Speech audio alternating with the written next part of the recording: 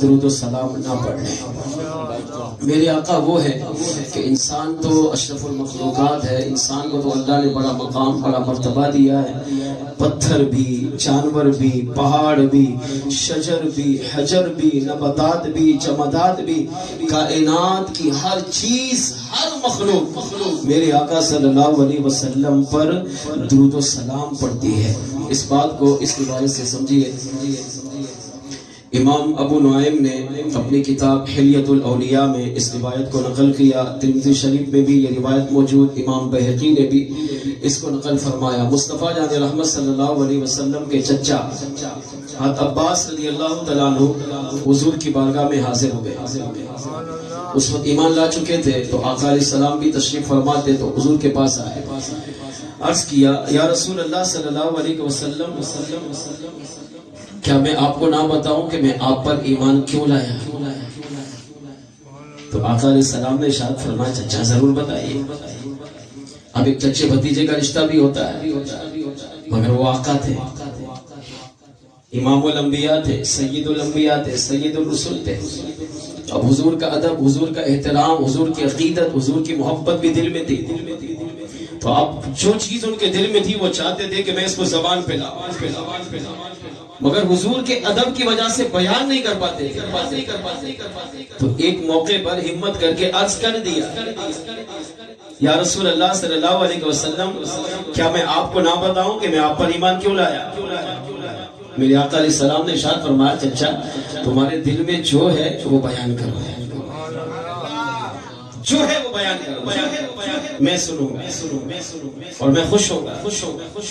اب جب حضور نے ڈھارس بندھائی، ادب یہ تھا کہ بیان نہیں کر رہے تھے، مگر حضور نے جب تسلی دی، ڈھارس بندھائی اور فرمایا چچا بولو، جو بھی دل میں میرے بارے میں ہے اس کو بیان کرو۔ تو سیدنا عباس رضی اللہ تعالیٰ عنہ نے میرے آقا علیہ السلام کے بارگاہ میں عرض کیا، جس کا مفہوم ہے، عرض کیا یا رسول اللہ صلی اللہ علیہ وسلم، ویسے تو شان میں، فضیلت میں، مرتبے میں آپ بھی افضل والا ہے،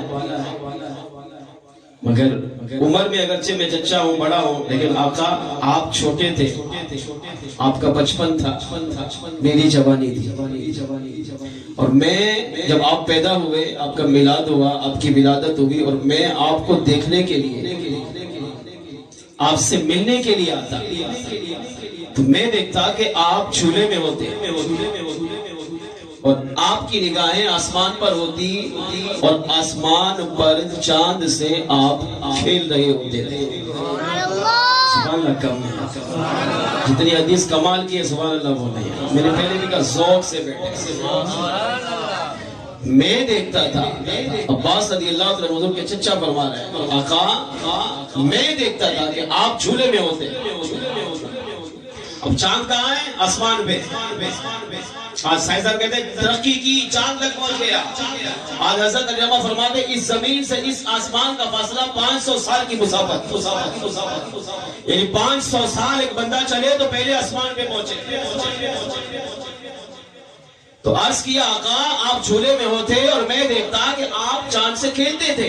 اب جیسے بچہ ہوتا ہے تو اب بچے کو اتنی عقل نہیں ہوتی، وہ ہاتھ پاؤں یوں ہلاتا رہتا ہے، کبھی جلدی، کبھی تیز، کبھی آہستہ، لیکن عرض کیا آقا میں نے دیکھا کہ آپ جدھر جدھر انگلی گھماتے تھے چاند بھی ادھر ادھر گھومتا تھا۔ آپ دائیں طرف انگلی گھماتے، چاند دائیں طرف جھوم جاتا، آپ بائیں طرف انگلی گھماتے، چاند ادھر جھک جاتا۔ آپ کبھی چاند کو اشارہ کرتے تو جہاں جہاں آپ کا اشارہ ہوتا چاند وہی چلتا تھا۔ تو عرض کیا آقا میں نے بار بار یہ منظر دیکھا اور اس کی وجہ سے بچپن سے ہی میرے دل میں آپ کی محبت پیدا ہو گئی، آپ کا پیار پیدا ہوا۔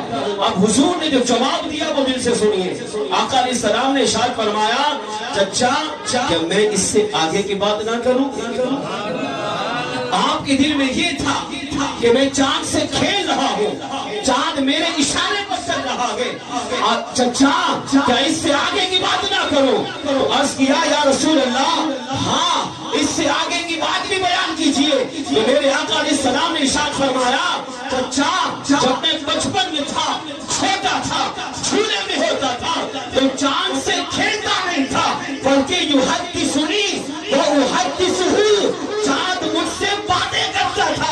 اور میں چاند کو اپنے دکھڑے سنایا کرتا، وہ مجھ سے بات کرتا تھا، میں اس سے بات کرتا تھا، وہ اپنی آسمانی خبریں مجھے پہنچاتا، میں اس کو زمین کی خبریں پہنچاتا، ہم دونوں آپس میں بات کرتے تھے۔ اب سیدنا عباس رضی اللہ تعالیٰ عنہ نے جب یہ سنا جھوم اٹھے، اب میرے آقا پر قربان، آقا علیہ السلام نے ارشاد فرمایا چچا کہ اس سے آگے کی بات نہ بتاؤ۔ عرض کیا یا رسول اللہ ضرور بتائیے۔ میرے آقا علیہ السلام نے ارشاد فرمایا چچا سنو، اللہ نے مجھے اتنا کمال دیا ہے، اتنی طاقت دی ہے کہ سورج جب غروب ہوتا ہے تو رب کو سجدہ کرتا ہے، اور سجدے میں جا کر سورج جو تسبیح پڑھتا ہے، فرمایا جب میں اپنی ماں کے پیٹ میں تھا اور سورج سجدہ کرتا تھا اور سجدے کی حالت میں اللہ کی بارگاہ میں جو حمد و ثنا پیش کرتا تھا، اس کی حمد و ثنا کو میں اپنی ماں کے پیٹ میں سنا کر سکتا۔ اب سیدنا عباس کہتے ہیں اب حضور نے جب میرے سامنے اپنی شان بیان کی تو میں اور جھوم اٹھا۔ میرے آقا علیہ السلام نے ارشاد فرمایا چچا میں اس سے آگے کی بات بتاؤں؟ میں نے عرض کیا یا رسول اللہ ضرور بتائیے۔ اب میرے آقا علیہ السلام نے جو جملہ کہا وہ دل سے سنیے۔ میرے آقا علیہ السلام نے ارشاد فرمایا چچا سنو، جب میں اپنی ماں کے پیٹ میں تھا انی لأعرف حجرا کان یسلم علیہ بمکہ قبل ان ابعث۔ فرمایا چچا جب میں اپنی ماں کے پیٹ میں تھا، ابھی میری ولادت نہیں ہوئی تھی، تو مکے میں ایک پتھر ایسا ہے جو میری بارگاہ میں ہر وقت صلاۃ و سلام پڑھتا رہتا ہے، اور میں اپنے میلاد سے بھی پہلے اس پتھر کو جانتا بھی ہوں، اسے پہچانتا بھی ہوں، اور جن سینوں میں وہ صلاۃ و سلام پڑھتا تھا میں اس کا سلام بھی سماعت کیا کرتا۔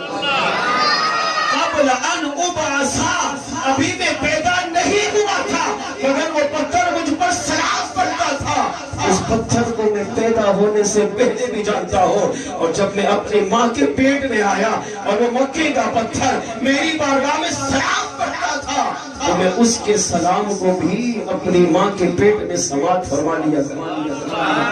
سائنسدان نے بڑی ترقی کر لی مگر ایسا کوئی آلہ ابھی تک ایجاد نہیں ہوا جو چونٹیوں کی آواز کو سن سکے، جو پتھروں کی آواز کو سن سکے، جو پہاڑوں کی آواز کو سن سکے، جو پانی کی آواز کو سن سکے، جو درخت کی آواز کو سن سکے۔ اگر اللہ نے یہ کمال کسی کو عطا کیا ہے تو میرے اور آپ کے میلاد والے آقا ہے کہ چاہے پتھر پڑے، چاہے شجر پڑے، چاہے حجر پڑے، چاہے جانور پڑے، چاہے فرشتہ حضور کی بارگاہ میں سلام پڑے، چاہے سنی عاشق رسول بارگاہ رسالت میں سلام پڑھتا رہے، تو میرے آقا علیہ السلام ان سب کے سلام کو بھی سنتے ہیں، ان کو جانتے بھی ہیں، انہیں پہچانتے بھی ہیں، اور کرم فرمائے تو انہیں سلام کا جواب بھی عطا کیا۔ اب امام ابو نعیم نے حلیۃ الاولیاء میں اس روایت کو نقل کرنے کے بعد جو جملہ کہا وہ دل سے سنیے۔ آپ نے فرمایا مسلمان لوگوں سوچو، آقا پیدا نہیں ہوئے مگر مکے کا ایک پتھر حضور کی بارگاہ میں سلام پڑھتا تھا۔ آقا اپنے میلاد سے پہلے اس پتھر کو جانتے ہیں، ماں کے پیٹ میں آئے تب بھی وہ پتھر سلام پڑھتا تھا۔ آقا ماں کے پیٹ میں رہنے کے باوجود بھی اس پتھر کا سلام سنتے تھے، پتھر کو جانتے تھے۔ جب حضور پتھر کو جانتے ہیں، پتھر کو پہچانتے ہیں، سلام بھی سنتے ہیں، فرمایا تو تو اشرف المخلوقات ہے، تو تو انسان ہے، تو تو مومن ہے، تو مسلم ہے، تو عاشق رسول ہے۔ جب تو حضور کی بارگاہ میں سلام پڑھے گا، چھوپ کر پڑھے گا، نبی کی محبت میں، نبی کے پیار میں، نبی کی عقیدت میں، نبی کے عشق میں جب تو بھی ڈوب کر سلام پڑھے گا تو آقا علیہ السلام تجھے بھی جانیں گے، تجھے بھی پہچانیں گے، اور کرم فرمائیں گے کہ حضور تمہیں بھی سلام کا جواب بتا۔